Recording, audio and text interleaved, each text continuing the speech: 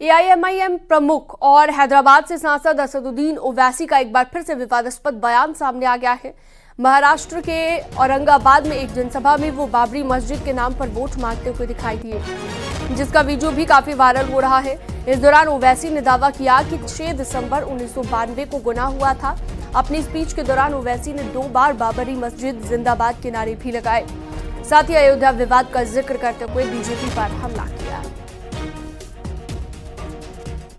अच्छा, खैरे बोलते मस्जिद की बड़ी तारीफ कर रहा खैरे, तो बोल खैरे, मैं पूरी आवाम की तरफ से बोल रहा हूं, 6 दिसंबर तूने गुनाह किया था या नहीं किया था? बोल बोल खैरे, बोलो उद्धव ठाकरे, बोलो आदित्य ठाकरे, बोलो शरद पवार, बोलो अजीत पवार, बोलो आदि कांग्रेस, बोलो नरेंद्र मोदी। मैं इम्तियाज जलील भारत की पार्लियामेंट में खड़े होकर असदुद्दीन ओवैसी ने कहा था, बाबरी मस्जिद जिंदाबाद।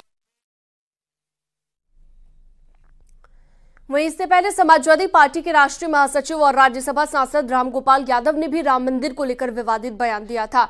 रामगोपाल यादव ने न सिर्फ राम मंदिर को बेकार बताया, बल्कि उन्होंने राम भक्तों का अपमान किया। अब इसी को लेकर सियासी संग्राम छिड़ गया है। वो मंदिर तो बेकार का है, वो मंदिर तो बेकार का है।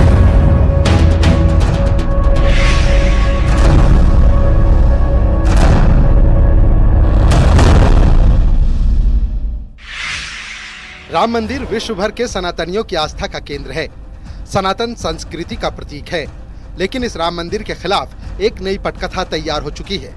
इस पटकथा के लेखक कोई और नहीं बल्कि समाजवादी पार्टी के राष्ट्रीय महासचिव रामगोपाल यादव हैं, जिन्होंने राम मंदिर के नक्शे को पहले तो गलत बताया और फिर राम मंदिर को ही बेकार बता दिया। हम रोज राम के दर्शन करते हैं, पर मंदिर नहीं गए आप लोग। वो मंदिर तो बेकार का है। बेकार का है? और क्या, मंदिर ऐसे बनाए जाते हैं? मंदिर ऐसे नहीं बनते। पुराने मंदिर देख लीजिए कैसे बनते, दक्षिण से लेकर उत्तर तक। नक्शा ठीक नहीं बना, उसका वास्तु के लिहाज से ठीक नहीं बनाया गया मंदिर को। रामगोपाल यादव ने यह बयान उस वक्त दिया जब सैफई में पूरा यादव परिवार मौजूद था और वोट डाले जा रहे थे। इसीलिए बीजेपी को बैठे बिठाए रामगोपाल यादव ने नया मुद्दा दे दिया। सीएम योगी ने भी रामगोपाल यादव के बयान की निंदा की और कहा, ये राम भक्तों पर गोली चलवाने वाले लोग सिर्फ लोक भावना को आहत पहुंचाने वाले हैं।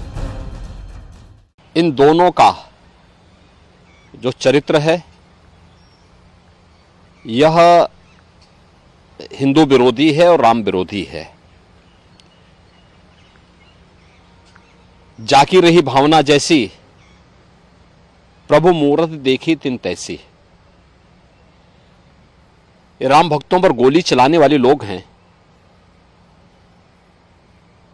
राम के अस्तित्व को नकारने वाले लोग हैं। मर्यादा पुरुषोत्तम प्रभु श्री राम की ईश्वरीय सत्ता को चुनौती देने वाले लोग ये लोग हैं। रामगोपाल यादव ने न सिर्फ राम मंदिर पर सवाल उठाए, बल्कि उन्होंने सनातनियों का भी अपमान किया है और ऐसे ही आरोप बीजेपी की तरफ से लगाए जा रहे हैं, क्योंकि शहजाद पूनावाला ने कहा, इंडी गठबंधन वाले आए दिन हिंदू धर्म के खिलाफ बयान दे रहे हैं। तो वहीं रामगोपाल यादव की बहू अपर्णा यादव ने कहा, ऐसी अभद्र टिप्पणी ठीक नहीं। सर्वप्रथम तो मैं यह सवाल करना चाहती हूँ कि उनको इस प्रकार की जानकारी किसने दी है, और दूसरी बात है क्या उनको वास्तु का नॉलेज है।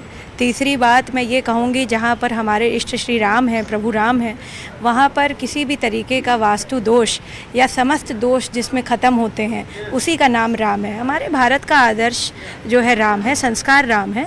इस प्रकार की विवेचना करना इतने भव्य मंदिर के लिए, जो कि बहुत ही मन से बना है और सबके सहयोग से बना है, हर भारतीय का सहयोग है, इस प्रकार की अभद्र टिप्पणी करना मुझे नहीं लगता है कि इतने बड़े नेता को करनी चाहिए। राम मंदिर पर किस प्रकार से ये लोग अपमानजनक टिप्पणियां कर रहे हैं। करोड़ों राम भक्तों ने 500 वर्ष का इंतजार किया, तब राम मंदिर आया, परंतु आज वो कह रहे हैं राम मंदिर बेकार है।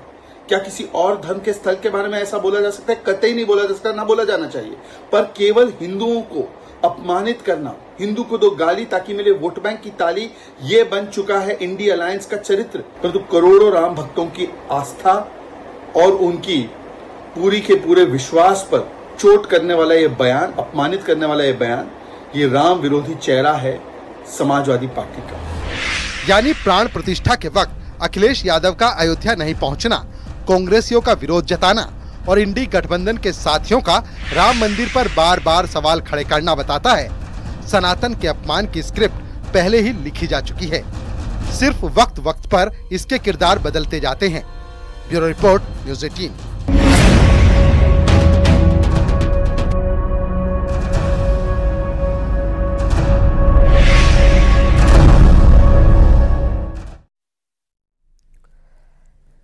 राम मंदिर पर सियासी संग्राम के बीच पीएम मोदी ने विपक्ष पर बड़ा हमला बोला कि पीएम मोदी ने कहा कि बीजेपी को 400 सीटें इसलिए चाहिए ताकि कांग्रेस राम मंदिर पर बाबरी ताला न लगा दे।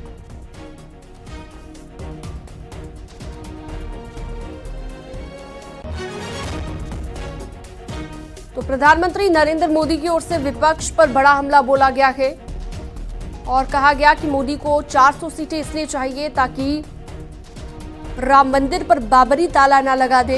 कांग्रेस ये आरोप लगाते हुए निशाना साधा है कांग्रेस पार्टी पर प्रधानमंत्री नरेंद्र मोदी। मोदी को 400 सीटें चाहिए ताकि कांग्रेस अयोध्या में राम मंदिर पर बाबरी ताला ना लगा दे। और खबर संत कबीर नगर से है, जहां पर एक्सीडेंट में बीजेपी प्रत्याशी प्रवीण निषाद बाल-बाल बच गए। प्रवीण निषाद की गाड़ी में पीछे से आ रखे पिकअप ने जोरदार टक्कर मार दी और टक्कर इतनी तेज थी कि प्रत्याशी की कार क्षतिग्रस्त हो गई। गनीमत ये रही कि हादसे में प्रवीण निषाद बाल-बाल बच गए। शहर कोतवाली थाना क्षेत्र के NH 28 पर यह हादसा हुआ है।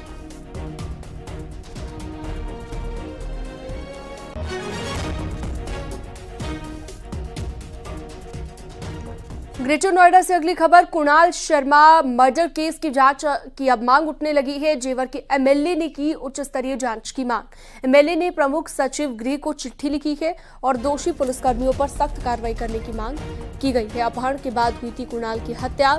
5 मई को बुलंदशहर की नहर में शव मिला था।